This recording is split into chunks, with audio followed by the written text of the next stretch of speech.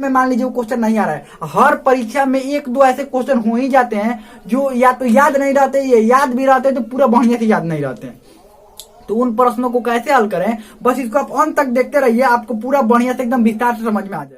आज हम लोग बात करने वाले हैं कि परीक्षा में जो सवाल नहीं समझ में आते हैं या जो कठिन प्रश्नों को हल कैसे करें। देखिए, ऑब्जेक्टिव कठिन प्रश्न होते हैं तो उनको तो 4 ऑप्शन आता है, उसको टिक कर देते हैं। लेकिन वही जब सब्जेक्टिव की बात आती है, आपको लॉन्ग में उसका आंसर लिखना होता है, तो बड़ा समस्या हो जाता है। बहुत सारे लोग कहते हैं कि तो अपने मन से कुछ भी लिख दीजिए या उसके आसपास का जो भी लिख देता है, कैसे लिखे उसके आसपास का। बहुत सारे बच्चों की समझ में नहीं आता कि उसके आसपास के कैसे लिखे या बड़ा में उसको कैसे लिखे। जब समझ में क्वेश्चन नहीं आ रहा है या हमको क्वेश्चन के आंसर नहीं याद है तो उस क्वेश्चन के आंसर हम कैसे लिखे, पूरा डिटेल में हम बात करेंगे। क्या जो लॉन्ग क्वेश्चन होते हैं उसका आंसर कैसे लिखें। अगर आपको समझ में मान लीजिए वो क्वेश्चन नहीं आ रहा है, हर परीक्षा में एक दो ऐसे क्वेश्चन हो ही जाते हैं जो या तो याद नहीं रहते, ये याद भी रहते तो पूरा बढ़िया से याद नहीं रहते हैं। तो उन प्रश्नों को कैसे हल करें, बस इसको आप अंत तक देखते रहिए, आपको पूरा बढ़िया से एकदम विस्तार से समझ में आ जाएगा, एकदम अच्छा से आपको समझ में आ जाएगा। तो चलिए हम लोग बात करते हैं कि उन प्रश्नों को पहले एग्जाम में करें क्या। पहले एग्जाम में तो आपको सबसे पहले पता है कि जो आपको प्रश्न आ रहे होंगे उसको अच्छा तरह से हल कीजिए। आपको प्रश्न जो आ रहे हैं उसको क्या करना है, सबसे पहले अच्छा तरह से हल करना है। उसके बाद उन प्रश्नों पर आना है जो प्रश्न आपको नहीं समझ में आ रहा है या आपको उसका आंसर नहीं याद है। 2 आपके पास सिचुएशन होता है उस समय, एक तो समय कम रहता है या दूसरा बात ये प्रश्न समझ में भी नहीं आता है।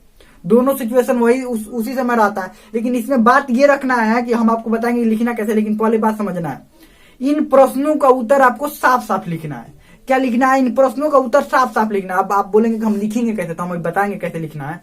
लेकिन ये बात ध्यान रखना है कि समय आपके पास भले ही कम हो, लेकिन कैसे ही करके साफ साफ। अब साफ साफ कैसे लिखिएगा, समय भी कम है, साफ साफ भी लिखना है और ज्यादा में भी लिखना है, तीनों काम करना होता है। तो देखिए क्या करना है, शब्दों के बीच दूरी बढ़ाना है और शब्दों को हल्का सा बड़ा करना है। शब्दों के बीच क्या करना है, आपको दूरी बढ़ाना है। जैसे शब्द लिख रहे हैं ना, एक यहाँ पर वह पढ़ने जाता है, वह पढ़ने जाता है, तो शब्दों के बीच थोड़ा दूरी होना चाहिए। अब देखिए शब्दों के बीच दूरी, अब इतना दूरी ना बढ़ा दीजिए कि एग्जामिनर को पता चल जाएगा कि जानबूझकर दूरी बढ़ाया है। ऐसा दूरी नहीं, दूरी बढ़ाने से 2 को काम होगा। अगर आप साफ ना भी लिखते हो तो आपका राइटिंग साफ साफ हो जाएगा, क्यों, क्योंकि दूरी है, दूरी हो गया साफ साफ होगा और एक बात देखने में अच्छा लगेगा। अब इसको लिखना कैसे है ये समझिए, उन प्रश्नों को लिखना कैसे है या हल कैसे करना है ये समझिए। आपके सामने एक हम प्रश्न रख रहे हैं, देखिए ये प्रश्न क्या है, हम लिख भी रहे हैं प्रश्न, आप समझिएगा। मान लीजिए इसके आंसर आपको नहीं याद है, ये प्रश्न है, देखिए प्रश्न क्या है, सिंधु घाटी, हम एक प्रश्न लिए हैं, हम मानेंगे कि ये प्रश्न का आंसर आपको नहीं याद है। घाटी सभ्यता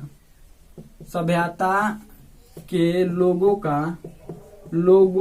के आर्थिक जीवन की विवेचना करें। आर्थिक, इसको समझते रहिए, समझिएगा तभी उन प्रश्नों को हल कर पाइएगा। आर्थिक, ये हम उदाहरण देकर समझा रहे हैं, ये नहीं कि ऐसे कुछ भी हम बोल देंगे हाँ ऐसे ऐसे लिख दीजिएगा हो जाएगा, नहीं, हम आपको उदाहरण समझाएंगे। देखिए, आर्थिक जीवन की विवेचना करें, जीवन की विवेचना करें, आर्थिक जीवन की विवेचना करें। अब समझिए, सिंधु घाटी सभ्यता के आपको कुछ पता नहीं है, सिंधु घाटी सभ्यता के आर्थिक जीवन की विवेचना करें। बस हल्को से तो सिंधु घाटी के बारे में पढ़े होंगे ना, आप कहेंगे कि कुछ भी नहीं पढ़े हैं और हमको बताइए, तो बताइए कुछ भी नहीं पढ़ेंगे तो कैसे काम चलेगा। सिंधु घाटी सभ्यता आपको तो हल्का से ही पता होगा कि यहाँ के लोग नगर में रहते थे या व्यापारी थे, इतने बात पता तो होगा ना, इतना तो कम से कम पता होना चाहिए कि उनके आर्थिक या नहीं भी पता है मान लीजिए, या हल्का सा मान लेते, पहले बार मानते हैं कि आपको पता है हल्का सा कि बस व्यापारी थे बस, और कुछ आपको पता नहीं, या आप नगर में रहते थे, वो लोग कहाँ पर रहते थे, नगर में, तो ये आपको पता है। तो आर्थिक जीवन का मतलब भी पता होगा कि उनका जीवन यापन कैसे चलता था, उनका जीवन किस प्रकार चलता था। आर्थिक जीवन का मतलब भी यही होता है कि उनका जीवन किस पर निर्भर था, वो अपने जीवन को जीने के लिए क्या क्या कार्य करते थे। आर्थिक जीवन का मतलब वही होता है, कृषि करते थे, व्यापार करते थे, क्या करते थे। तो आपको आर्थिक जीवन, तो आर्थिक, ये लोग नगर में रहते थे, अपना से तो दिमाग क्या लगाना है, जब ये नगर में रहते थे तो ये क्या, इनका जीवन खुशहाल नहीं होगा। जो शहरों में लोग रहते हैं क्या वो धनी नहीं होते हैं, उनके पास पैसा नहीं होता, वो भी तो शहर था ना।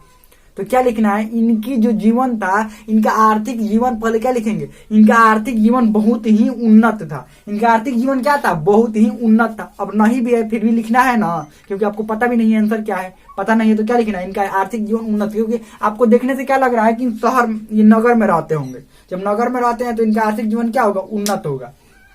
तो इनका आर्थिक जीवन उन्नत था और इनका आर्थिक जीवन मुख्य रूप से निर्भर था। एगो तो आपको व्यापार मालूम हो और दूसरा कृषि लिखेंगे। अब आप कहेंगे हमारे दिमाग में कृषि कैसे आएगा? कृषि इसलिए आएगा क्योंकि सब कुछ आपको पता है, सब कुछ व्यापार करने से नहीं होता है, खेती भी करना पड़ता है। चाहे कोई भी सभ्यता हो, कोई भी राज्य हो, राजा हो, वहां पर खेती जरूर होता है। इतना बात समझ लीजिएगा। उनका आर्थिक जीवन में खेती जरूर सम्मिलित होगा। कहीं पर भी आप देख लीजिएगा, अधिकतर जगहों पर ऐसा ही हुआ है कि खेती भी सम्मिलित होगा। उनका आर्थिक जीवन खेती पर भी निर्भर होगा। अभी भी देखिए किसान है ना हमारे देश में, अधिकतर हम लोगों का जो अर्थव्यवस्था है वो किस पर निर्भर है? कृषि पर है। तो क्या लिखना है? इनका आर्थिक जीवन कृषि और व्यापार पर भी निर्भर था। व्यापार के बारे में आपको लिखना। व्यापार के बारे में क्या लिखेंगे? व्यापारी के बारे में, व्यापारी के बारे में आपको पता है क्या लिखना होगा? व्यापारी धनी होते, गरीब धनी। ये लोग व्यापारी थे और बहुत ही अच्छे घरों में रहते थे या शहरों में रहते। इनके घर बहुत ही अच्छे थे। मान लीजिए शहर के बारे में लिखेंगे तो क्या लिखिएगा? बढ़ाइए ना कीजिएगा कि हाँ इनके घर और शहर, क्योंकि आपको अब बोलेंगे ये सब आलतू फालतू शब्द लिखेंगे। आलतू फालतू शब्द नहीं है। अब आपको कुछ याद नहीं है तो क्या लिखिए? उसके आस पास करना। आस पास के यही होता है। आस पास के ये लोग शहरों में रहते थे। इनका व्यापार बहुत ही उन्नत था। और व्यापार कहाँ से करते होंगे? अपने पासे से सिर्फ करते होंगे? नहीं, कोई भी व्यापारी अपने पास से सिर्फ व्यापार करता है? नहीं, व्यापार बड़ा होता है तो ये देश विदेशों से भी क्या करते थे? व्यापार करते। यही व्यापारी के बारे में, इनके बड़ाई, इनके बारे में हमेशा लिखना है। और इनके लिखना है कि वहां पर जहां पर ये लोग रहते थे वहां पर मजदूर भी रहते थे। अब जहां पर व्यापारी होंगे अपना दिमाग नहीं लगा सकते कि वहां पर मजदूर भी होंगे। तो ये सब पूरा लिख देना। उसके बाद फिर कृषि के बारे में लिखना है पूरा विस्तार में। अब अपने से अब ये शब्द थोड़े हम बताएंगे। अब फिर कृषि के बारे में, इनके कृषि जीवन भी उन्नत था। अब बताइए, कृषि करने वाले लोग क्या शहरों में रहेंगे? नहीं, आपको पता होना चाहिए कृषि वाले लोग कहाँ पर रहेंगे। तो आपको क्या लिखना है? ये कृषि करने वाले लोग वहां से दूर हट करके, गाँव वहां नजदीक में नहीं होगा, दूर हटकर गाँव में रहते थे। कहाँ पर रहते थे? गाँव में रहते थे। ये आपको अब कहीं हमको पता थोड़े है क्या कृषि करने वाले लोग गाँव में नहीं रहेंगे तो कहाँ रहेंगे? तो देखिए, ये अपना दिमाग लगाना है। थोड़ा एक्स्ट्रा दिमाग होना चाहिए कि एक्स्ट्रा दिमाग लगाया जाए। तो ये एक्स्ट्रा दिमाग लगाना है इसमें कि हाँ आगे और क्या क्या होगा। तो वही कृषि और वो अनुपजाते थे, ये सब भी लिखना। उनका जीवन ऐसा था, ये था पूरा। मतलब विस्तार से क्या करना है? कृषि के बारे में लिख देना। कृषि के साथ पशुपालन भी करते होंगे। जो कृषि करेगा वो तो पशुपालन करता ही है। किसान जो होते हैं, जो कृषि करते हो किसान, वो क्या करते हैं? पशुपालन। अपने आसपास देखिए जो किसान होंगे वो पशुपालन करते होंगे। वैसे ही इसका आंसर लिख देंगे। और उदाहरण लेते हैं। मान लीजिए आपको बोला जाएगा चंद्रगुप्त मौर्य के साम्राज्य विस्तार के बारे में बताएं। अब आपको कुछ पता नहीं है कि चंद्रगुप्त मौर्य का साम्राज्य कैसा था, साम्राज्य विस्तार कैसा था, क्या था, कुछ आपको पता नहीं है चंद्रगुप्त मौर्य के बारे में। तो जब बोला जा रहा है कि राजा के साम्राज्य विस्तार के बारे में बताइए, यानी कि साम्राज्य विस्तार होगा तभी ना बोला जा रहा है कि बताइए। तो जो राजा साम्राज्य विस्तार करेगा वो तो कुशल योद्धा होगा ही, कुशल राजा भी होगा, उसके पास सेना भी होगा, तभी ना उसके पास मंत्रिमंडल भी होगा, तभी ना वो अपना साम्राज्य विस्तार कर पाया होगा। कुशल बिना सैनिक के साम्राज्य विस्तार करेगा? बिना कुशल राजा का एक योग्य राजा होगा तभी ना। तो ये सब लिखना है कि वो एक योग्य राजा था, ये सब लिखना है। कुशल योद्धा, ये सब ऊपर इंट्रोडक्शन में लिख देना है। उसके बाद साम्राज्य विस्तार से पहले लिखना है उनके। अब आपको साम्राज्य विस्तार पता नहीं तो कैसे लिखेगा कि साम्राज्य विस्तार कहाँ कहाँ था वहां पर। उसके बाद लिखना है कि बहुत सारे राजाओं को इन्होंने हराया था, बहुत सारे क्षेत्र इनके कंट्रोल में थे, यानी कि इनके कंट्रोल में बहुत सारे क्षेत्र। ये सब अब मतलब आसपास के बहुत सारे बातों को क्या करना है? लिखना होता है। बस हल्का समझना होता है कि लिखना कहाँ से है, लिखना क्या है। समझ में आ गया?